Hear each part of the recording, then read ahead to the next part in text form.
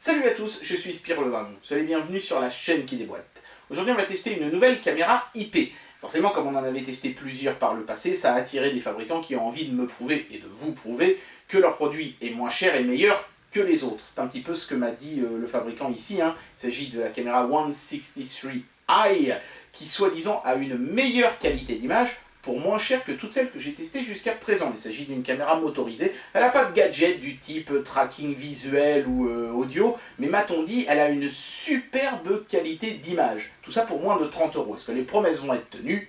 C'est parti pour le test. Bien alors, on découvre un emballage assez traditionnel pour cette caméra IP. Le logo 163i fait vraiment penser à une référence dans un entrepôt quelque part en Chine, plus qu'à une marque.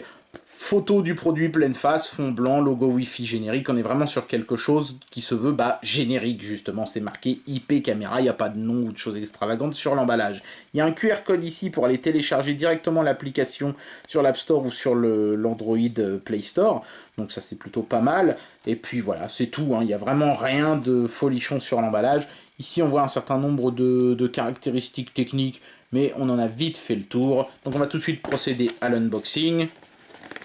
Voilà, donc on tombe d'abord sur de la doc, en anglais ici et en chinois, et ensuite directement sur la caméra qui a l'air d'être coincée dans une cale de carton, c'est ça, voilà. Ok, très bien, on va la mettre là, on va y revenir. Il y a encore des choses, je sens que l'emballage est lourd, certainement les câbles et les choses comme ça, c'est bien coincé dans le fond. C'est pas terrible, ils auraient pu prévoir un truc pour l'extirper de l'emballage, parce que là, du coup, je sais pas comment je vais faire. Je vais ouvrir l'emballage par l'autre côté, pas le choix, pour pouvoir le pousser.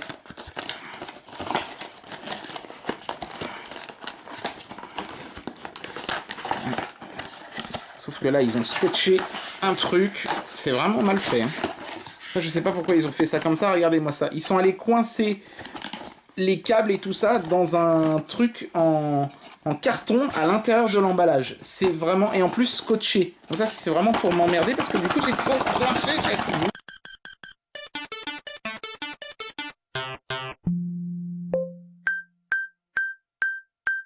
Ouf, voilà. Donc, il y a ce petit bout de carton qui contient de quoi fixer la caméra sur un mur ou un plafond. L'élément de fixation. Le chargeur qui est au format français, ça c'est bien. Et le câble qui est de belle longueur. Ça fait plaisir de voir qu'ils ont mis un câble long. Parce que c'est vrai que ces caméras peuvent se retrouver notamment en haut d'un meuble et assez éloignées d'une prise de courant. Donc plus le câble est long, mieux c'est. Et là, le fabricant a été généreux à ce niveau-là. Ça va, allez.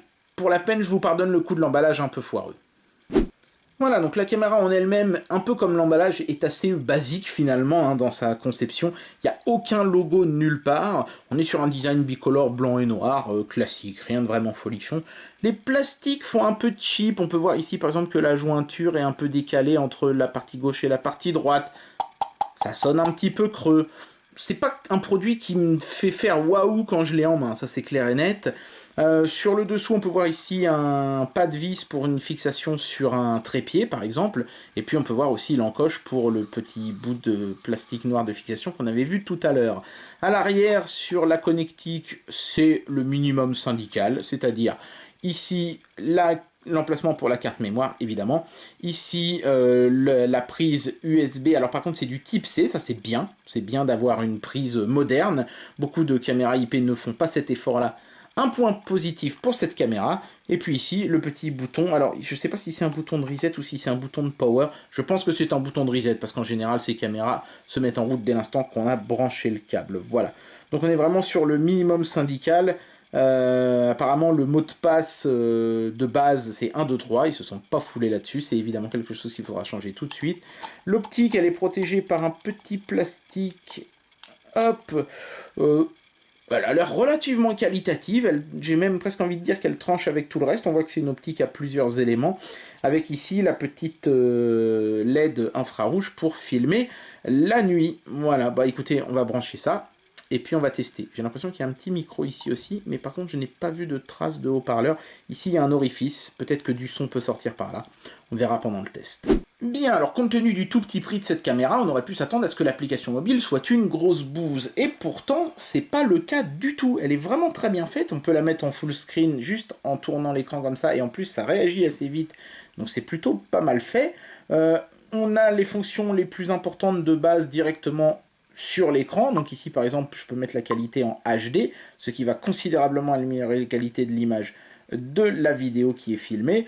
Je peux déclencher un enregistrement vidéo et sonore directement ici depuis le bas de l'écran. Je peux même faire une coupe, faire un montage directement depuis l'application, c'est marrant. Couper ou pas le haut-parleur de la caméra, puisque oui, cette caméra a un haut-parleur. Alors là, je ne l'active pas parce que sinon ça va faire un superbe larcène vu que le téléphone est juste à côté. Les fonctions les plus avancées, c'est derrière la petite roue dentée qui se trouve ici en haut à droite. Les informations sur l'appareil, bah, c'est la version de firmware et tout ça, c'est pas très intéressant. Le réglage du temps n'est pas automatique sur cette caméra, il faut le faire manuel, mais en fait, grosso modo, on appuie là, ça met l'heure et la date du smartphone, on appuie sur confirme et c'est terminé, c'est vraiment super bien fait. La qualité de l'image et du son, on la règle ici, on peut mettre plus ou moins fort, donc ça c'est pour les enregistrements, hein, c'est pas pour le streaming en temps réel. On peut activer ou pas la détection de mouvement, un réglage qui revient d'ailleurs plusieurs fois dans l'appli, ce qui est plutôt une bonne idée, ça évite de le chercher partout. Security Settings, c'est pour crypter le flux vidéo et éviter que quelqu'un puisse l'intercepter. Le réglage du réseau, bah, c'est pour vous connecter à votre réseau Wi-Fi tout simplement. Les réglages de l'alarme, bah, c'est pour recevoir une notif quand quelqu'un ou quelque chose bouge devant la caméra. Là, on retrouve le réglage de la détection de mouvement ici. Donc vous voyez, ils l'ont mis à plusieurs endroits. C'est bien vu. Les réglages d'enregistrement, donc là ça va vous indiquer quelle place il reste sur la carte SD que vous avez mis dessus. Le fait d'enregistrer soit manuellement, soit quand il se passe quelque chose, soit à une heure précise. Et on peut ajouter des capteurs ou des choses comme ça de la même marque, j'imagine. Bon, bah, je n'en ai reçu aucun, donc je ne peux pas vous montrer cette fonctionnalité-là. J'imagine pour avoir quelque chose de plus conséquent, mettre des capteurs de porte ou des choses comme ça. Bon, le constructeur ne m'a rien dit à ce sujet-là, donc je vais passer là-dessus. Et puis on peut mettre à jour le firmware, chose que j'ai déjà faite. Il y avait une mise à jour firmware quand j'ai reçu la caméra, elle était disponible, voilà. Et puis le bouton rouge ici déconnecte tout simplement la caméra du réseau Wi-Fi pour pouvoir la reconnecter à un autre réseau. Ça c'est pas mal d'ailleurs parce que souvent c'est assez compliqué de refaire des réglages. On est obligé d'aller chercher la caméra, d'appuyer sur le bouton reset. Au moins là on peut le faire à distance. Ça c'est plutôt bien vu.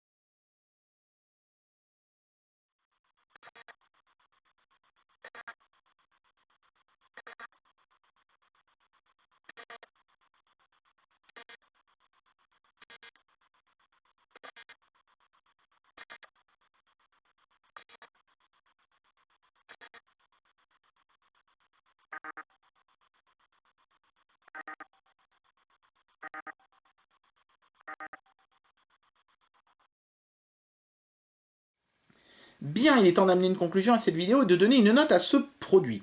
Cette caméra IP, quand je l'ai déballée, je me suis dit aïe aïe aïe, la qualité de fabrication avait l'air d'être assez approximative, le plastique notamment faisait vraiment très cheap, j'étais un petit peu inquiet. Et puis à regarder de plus près, il y a quand même des petits détails qui ont attiré mon attention et qui m'ont rassuré, comme par exemple le fait qu'on utilise de l'USB type C, qu'on nous fournisse un câble de belle longueur, toutes ces petites choses qui font qu'on se dit que le fabricant a quand même eu envie de faire un effort. Et ça c'est confirmé quand on commence à regarder l'application mobile qui est somme toute plutôt bien faite et la qualité d'image de la caméra qui est vraiment au top. C'est peut-être même la caméra de toutes celles que j'ai testées qui a la plus belle qualité d'image. Après, ce petit prix se ressent pas seulement aussi dans les finitions qui sont approximatives.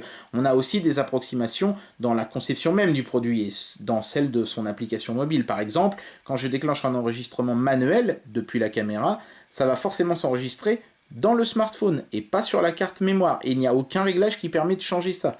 C'est un petit peu dommage. Autre chose, quand je déplace le moteur, je ne peux le faire que par à-coup. Si je fais un travelling lent, ça ne va pas marcher.